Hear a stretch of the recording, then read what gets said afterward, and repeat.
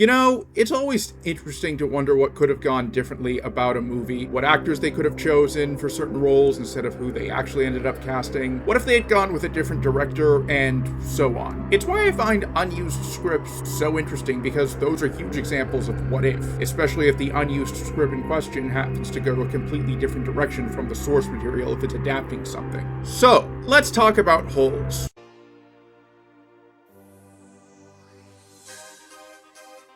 No, for once I'm not going to play that clip. We're talking about the Newbery Award-winning book, and how I found an unadapted script, which is certainly a unique take on the book. Okay, spoiler alert for the original book and movie, but both are 20 years old at this point, so if you haven't already experienced them, I don't think you can blame me for spoiling it. Now, before we begin, let me summarize the book that this was based on. Holes is the tale of Stanley Yelnats, the fourth Stanley from a family that is cursed with perpetually bad luck. One day, he's caught having a stolen pair of shoes on him that belonged to a famous athlete, and he gets sent off to Camp Green Lake, a rehabilitation camp. There, he meets a colorful cast of characters, including Hector Zeroni, who he befriends, and digs, well, holes alongside. Eventually, it's revealed that not only is Hector a descendant of the woman who cursed the Yelnats family, but Hector is also indirectly responsible for sending Stanley to Camp Green Lake. However, the power of friendship prevails, and Stanley saves Hector's life, breaking the curse, and also finds a buried treasure. Stanley returns to his family, whose fortunes have turned around thanks to him breaking the curse, and Hector reunites with his mother. Overall, happy ending. The movie we actually got mostly follows the same plot, and while there are differences, the reason for these differences are, well, the author of the book, Louis Sachar, also wrote the script, and he chose to use the script to fix some of the mistakes he'd made while writing the book. There's also some differences that were done for practical reasons. For example, in the book, Stanley is described as being very overweight, and he loses weight by, well, digging holes throughout the course of the book. In the film, however, Shia LaBeouf, who plays Stanley, isn't overweight. This is largely because of the health risks of putting on and losing so much weight over the relatively short amount of time it would take to film the movie, so Sachar just told him to focus on keeping the personality. I'm going to guess that it wouldn't have been practical to just use a fat suit, but anyways, both the book and the movie are pretty good. While I haven't read the book in a long time, and I also haven't seen the movie in a long time either, I do remember really liking both as a kid. Overall, anyone who's in the K through 6 range should probably give it a watch, if only because it's just really good. And if I have any kids, I'll gladly let them experience it one day. You could also argue that it's a commentary on the prison industrial complex, given that the main villain, the warden, is later revealed to be using the kids as basically free labor to excavate the now dry lake bed in search of the buried treasures Stanley later finds, which her grandfather was obsessed with. And if any breadtuber essayists are watching this video and want to use that idea for an essay, you are more than welcome to use it. Only request I have is send me the finished video so I can watch it. Now, this is where we must talk about Richard Kelly. He's a director you may have heard of if you've seen Donnie Darko. However, I know of him from a different movie, Southland Tales, which is, to be honest, the only way I can really think of to describe it without going into the incredibly detailed backstory is, it's the best so bad it's good movie I've ever seen. To give you an idea of just how insane Southland Tales gets, one scene has Boxer Santeros, played by The Rock, talking to a woman named Starla, who believes she's a character in a script that was leaked to the internet, and she is really in character. She then demands that The Rock let her give him head, and after he agrees, likely to talk her down from, well, committing suicide, yes, really, she gets her head blown off anyways by Justin Timberlake's character. I'm not making this up, by the way. Watch for yourself. I want to suck your dick.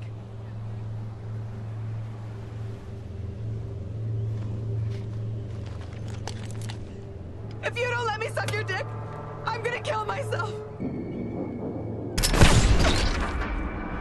As you can probably tell from both Southland Tales as well as Donnie Darko, if you're familiar with it, Richard Kelly is a very unique filmmaker. He's relevant to this video because he actually wrote a script adapting Holes. Now, given that both Southland Tales and Donnie Darko were entirely original works, you might think that giving Mr. Kelly some source material to work with might rein him in. However, the end result is so different from the book in question that it might as well be an entirely original creation, and if if Kelly was to come out and say that he only wrote the script as a joke or because he was forced to work on an adaptation of Holes and just wanted to get out of that project, I would not be surprised at all. I'm not going to do a scene-by-scene or line-by-line comparison, but I will take a look at some general differences in the movie and Kelly's unadapted script. And in case anyone accuses me of making anything I describe in Kelly's version to be too unbelievable, I will also provide a link to Kelly's script in the description, which he himself provided by releasing it on Twitter quite a few years ago. I'd also like to state that if I refer to a character by name from the book or the original movie, I'm talking about the characters from, well, the book or the original movie. Whereas if I'm referring to their counterpart from Kelly's version, I'll call them by the name Kelly's script gives them, but I'll show the name of their counterpart on screen, at least who I think the counterpart from the movie is supposed to be, since it's not like Kelly included a key or anything. There are some characters who don't appear to have a direct counterpart in the book in Kelly's script. I'll also be referring to the warden from Kelly's version as Kilgore, since he's never named, whereas the one from the movie and the book will be Louise. That is her actual name, by the way. And I'll be referring to Richard Kelly's version of Mr. Pendanski as well, Richard, since aside from the fact that he doesn't have a first name, much like Mr. Pendanski in the book, Richard Kelly, oddly enough, chose not to use the nicknames of the campers and instead just referred to them as their actual name, except with X-Ray, who he leaves as is. Anyways, let's begin.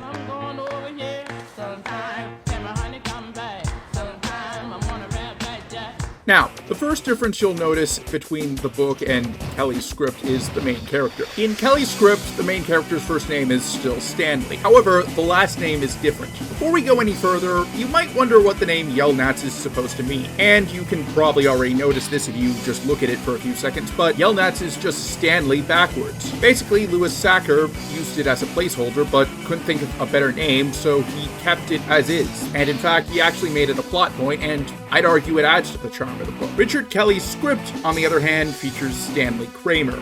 Oh, big surprise. Yes, Kramer. I would make a Mad Money joke here, but I'm not going to because, well, first of all, Jim Kramer's name is spelled with a C, not a K, and I also don't know much about Mad Money. Also, it's worth noting that Kelly's script gives a very different physical appearance for Stanley than in the book. Namely, in the book, as I mentioned, Stanley is described as being rather overweight, but in Kelly's script, he's described as handsome with blue eyes and blonde hair. Now, I'm actually not going to hold this against Kelly because, as I already mentioned, the book's version is very different from the version in the actual movie because, long story short, the amount of weight Shia LaBeouf would have had to put on and lose over the amount of time it would have taken to film the movie would have been unhealthy, so the director got Louis Sacker's approval to have LaBeouf stay skinny, since Sacker felt it was more important to portray Stanley's personality than his physical appearance.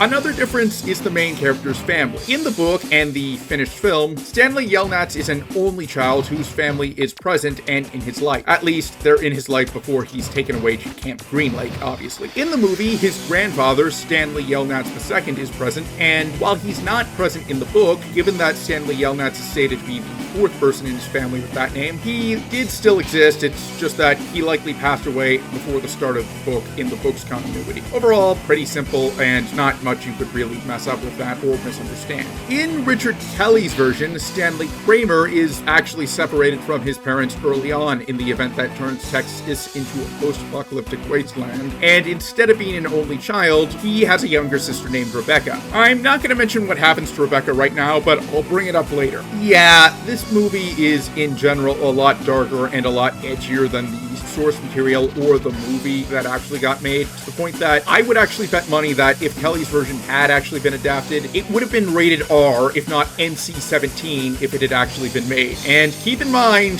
the original Holes is a children's book. However, Stanley is not the only character who got changed. I'm not going to talk about Mr. Sir because the thing is, Mr. Sir is actually more or less the same. But everyone else? Well, let me get started.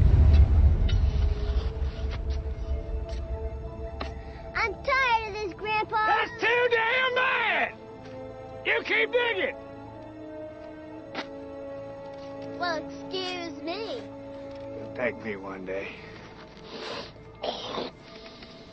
I'd like to state that this segment is probably going to be the longest for the entire video because it's quite long, because there are a ton of changes made to the rest of the cast. I did mention that Richard Kelly had a habit of referring to the characters by their formal names, except for X-Ray, strangely enough, whose real name is actually Rex. I might as well bring that up here since I probably won't get a chance to bring it up later. Well, he changed quite a bit about the other characters as well. Let's start out with someone who actually doesn't have much of a presence in the book, Barfbag, whose real name is Lewis. He's the guy Stanley replaces, who got his name because he had a weak stomach. He intentionally allowed himself to get bitten by a rattlesnake, which got him sent to the hospital, and that lets Stanley get into the camp. Not a big role, but an impactful one. In Kelly's version, instead of the character of Lewis, Jonathan Gaines is the person who Stanley replaces. And, well, the reason he left Camp Green Lake is because, well, he committed suicide. Not making that up, by the way. I wouldn't be surprised if this is what caused Kelly's version of Holes to be rejected, since, well, in the book and the movie, the topic of suicide is not something that's discussed. Like, Kelly could have just said that Jonathan's body was never found after he ran off, so he could have left it ambiguous. The character of Armpit, who gets his name for the reason you think in the movie, but in the book gets his name because he got stung in that spot by a scorpion, is actually named Theo. There's actually a sequel of sorts to Holes called Small Steps that Armpit is the main character of. I'm not going to go into detail about Small Steps since it hasn't been adapted, which I'm surprised by given that Holes was pretty successful. In Kelly's version, Theo is mentioned as having attempted to take his own life twice. Also, Theo winds up sacrificing himself so that Stanley, Zero, and X-Ray can escape. Yeah, this script actually kills off quite a few members of the cast. It's not quite kill 'em all levels, but it does get pretty close. Zero, Stanley's best friend, is an orphan whose mother is later revealed to be alive. In the book and movie, Zero is revealed to have unintentionally been the reason Stanley was arrested in the first place. He stole the shoes, and when Zero was caught at the last minute, Zero threw them off the bridge, which led to Stanley finding them and Stanley getting arrested. Even though Stanley does find this out, Stanley winds up saving in Zero's life, which winds up freeing the Yelnats family from the curse, since Zero is descended from Madame Zeroni, who put the curse on Stanley's family after the first Stanley Yelnats forgot to fulfill his promise to Madame Zeroni, and Stanley saving Zero's life winds up filling the wording of the promise. In Kelly's version, Zero actually has far less significance. His role in witnessing Stanley's crime, or rather causing it in the case of the book and the script, given to the warden, Madame Zeroni is actually adapted out, and Zero's crime is killing someone in self-defense, which is never really elaborated on. We don't know the circumstances. Now, there actually are a few characters I could not figure out the counterparts to in Kelly's version of Holes. The characters of Zigzag, Magnet, and Twitch, whose real names are Ricky, Jose, and Brian, respectively, don't appear at all in Kelly's version. Or at the very least, if they did, I didn't notice them when I was reading through the script. Instead, rather, we have Anthony, who actually says the N-word. I'm not going to say it because, well, I'm white, and I don't want to be taken out of context. I can't really figure out if Anthony is supposed to be white or black. Now, racism is a subject the book actually does tackle, but it's mostly present in the past. Namely, it revolves around Sam, the black onion farmer who has the bad luck of falling in love with a white woman during a time where racism was the norm in society. Also, Holes never uses racial slurs. Anthony also dies after he accidentally digs into what I think is a gas tank, although it could be a gas line, and a military officer accidentally drops a lit cigarette. A lot of the campers think that the gasoline that's spewing out is actually water and rush forwards after the gas starts flooding out, so they get caught up in the blaze when the gas ignites. X-Ray is still X-Ray, and while his role in Kelly's version is similar to his role in the book, namely, he's the one to convince Stanley to let him, X-Ray, take credit for something Stanley digs up, which causes the excavation to center around the wrong area. In Kelly's version, his fate is very different. In Kelly's version, X-Ray joins Stanley and Zero when they escape from the camp, but during the escape, X-Ray gets some injuries that later turn fatal. There's even a scene where X-Ray gets buried by Stanley and Zero. The character of Squid is replaced by Alan, that's Squid's real name, and Alan says the line "big titty slut when he's describing one of his ex-girlfriends. He actually disappeared from the script after a certain point. I'm not really sure what happens to him. He's not in the epilogue. Considering that Alan just disappears, Kelly could have probably just given a large amount of his part in the story to Zero, and things probably would have been the same. The character of the Warden is probably the most changed since, well, Kelly also changed the Warden's gender. Now, in the book, Louise, that's actually her name, as I mentioned, is the granddaughter of Troutwalker, a racist rich man who unintentionally sets off a lot of the events of the story by killing Sam. Louise is obsessed with making the boys in Camp Green Lake dig holes so she can find the buried treasure, but it's eventually dug up by Stanley, and, well, since Stanley's name is actually on the treasure, he gets to keep it. She winds up getting consumed by her grandfather's hatred, and by the end of the book, she's very clearly miserable. In Kelly's book, the Warden, who I'm going to refer to as Kilgore, on the other hand, has no connection to the Yelnats family or any treasure they find, and is instead a soldier who saw the crime Stanley committed, and is the reason why Stanley got arrested. He's also obsessed with Stanley for reasons I'm not entirely sure of. I'm gonna save the crime for the next segment because it's more relevant to the plot segment. And lastly, let's talk about Kissing Kate Barlow. In the book, she's a former school teacher who became an outlaw after her boyfriend, Sam, is killed by the very racist Troutwalker. She's also the reason why the treasure with Stanley's name on it winds up where it is. Now, the thing is, Kelly doesn't actually have a counterpart to Kissing Kate Barlow in his version of Holes, at least not a direct counterpart. Instead, rather, I think the role of Kate is filled by two characters: Rebecca, Stanley's younger sister, and Diane, the wife of Richard. The former because, well, Rebecca is established as dying before the events of the story. I will get to that in a second. Latter because in Kelly's version, she's the person that D-Tent boys dig up. Now, you may have noticed that I did not describe Mr. Pendanski, or rather Richard. That's because I decided that I'll save his differences for the next part, the plot, because it's practically a whole new character. The name may be the same, but the character is completely different. Marion Sevillo. Oh, crap. Long time since El Paso, Marion.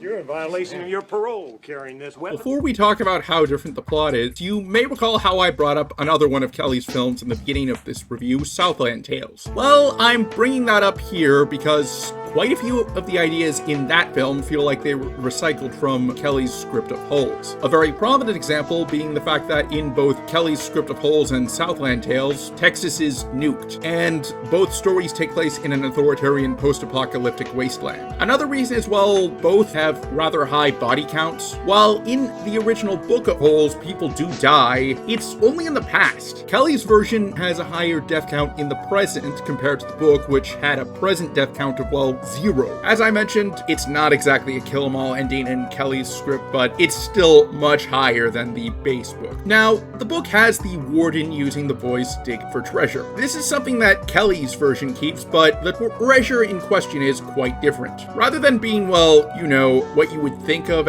when you think of the term buried treasure, like gold coins, jewels, and whatnot, Kelly's version has the buried treasure be a long-lost weapon of mass destruction. I'm not making that up, by the way. In fact, in the scene in the book where the boys dig up a tube of lipstick, or rather what they later realize is a tube of lipstick, the boys dig up two things before they find the WMD. The first being the skeleton of Richard's wife, Diana, and the second being a spark plug hammer. It's also implied that the spark plug hammers are kind of sentient because in the climax of Kelly's script, they conveniently go off, killing the Warden and Mr. Sir. Now, when I first read the script, I actually thought the WMD question was something more akin to the Cyclops system from Gundam Seed, which is a microwave weapon, and it had activated somehow. Fortunately, I found a Reddit post that clarified things, because much like Southland Tales, Kelly's script of Holes is kind of confusing to say the least. Now, I did mention how the boys found the body of Richard's wife instead of a tube of lipstick. Well, as a thanks, Richard actually sneaks the boys off of the camp, takes them to a bar, and not only does he buy them beers, keep in mind the kids are still underage at this point, he hires prostitutes for Stanley and Zero, and they lose their virginity in 15 seconds. At least 15 seconds in the movie. I don't know how long it was in story. Now, let's talk about the crimes Stanley committed that I've referenced a few times before. I already mentioned this, but if you want a refresher, basically Stanley got framed brain for stealing a pair of shoes that belonged to a famous athlete. In Kelly's version, however, Stanley is sent to prison for mercy killing his younger sister Rebecca, who was dying from radiation poisoning she contracted in the aftermath of Texas being nuked, which separated Stanley and his sister from his parents. And that happened on her 8th birthday. I have no idea why Richard Kelly felt the need to give Stanley a sister, before you ask. And also, instead of Stanley following Zero after he runs away from Camp Green Lake, and eventually the two wind up at what used to be the onion farmer of Kissing Kate Barlow's boyfriend, Sam, in Kelly's version, Stanley, Zero, and X-Ray wind up making their way to an abandoned Sears, while X-Ray is slowly dying from injuries. Stanley admits his crime there, and well, because Zero wasn't the one who witnessed said crime, let alone unintentionally framed Stanley for it, it doesn't have the same impact as it does in the book or the finished movie. It would have been a lot more impactful if Stanley had admitted to his crime during the climax, since, as I mentioned,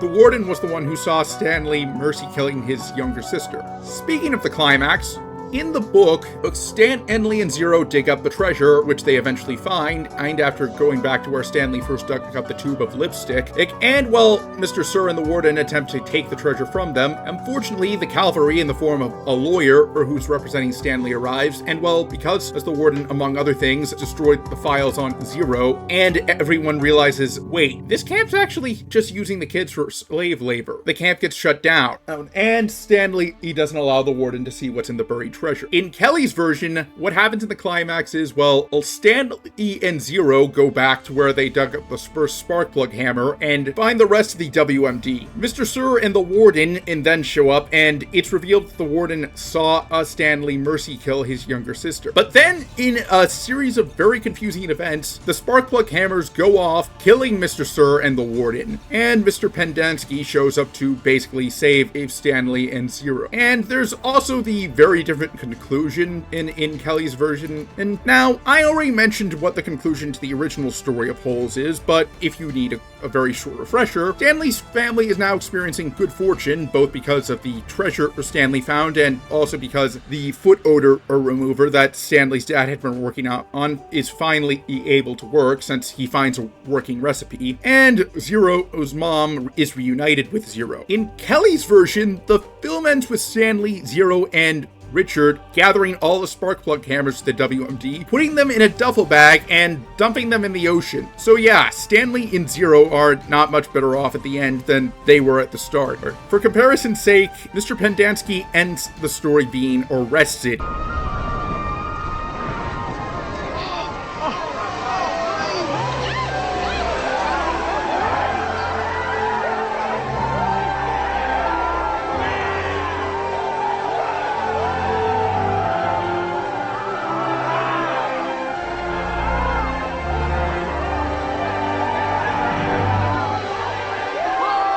As you can see, Richard Kelly's script of Holes is a work of insanity that everyone should read about. Hell, if I had the means and clout, I'd actually arrange a reading of it using VTubers as the characters, if only so we could have some adaptation of it, because quite frankly, this kind of insanity deserves to be known about. Anyways, thanks for watching. I know some of you are probably wondering why I'm not doing another video about a person, seeing as those are my most successful. Well, the main reason is, long story short, I'm probably going to be doing 2, possibly 3 of those in a row. The third one depends on if I hit 100 subscribers, so I might as well do this one as somewhat of a breather before I make the jump into those 2 or 3. I'll try and aim for a pattern of doing at least 1 to 2 videos on people before doing a video on something that isn't a person that interests me in the future. So I guess the only question I have left is, how should I end this? Ooh, I know. There is one other thing that Kelly's version probably wouldn't have had that I can use to end this. In fact, you may have already noticed that I've been playing it in the background at the start of this segment. I'm going to play this video off with the rap song from the movie Dig It. Anyways, thanks for watching, and once again, I'm Andreas Rebel, and I'll see you on my next assignment. Later. Yeah, you gotta find something never found before. If not, we'll just have to dig some more. Nah, nah.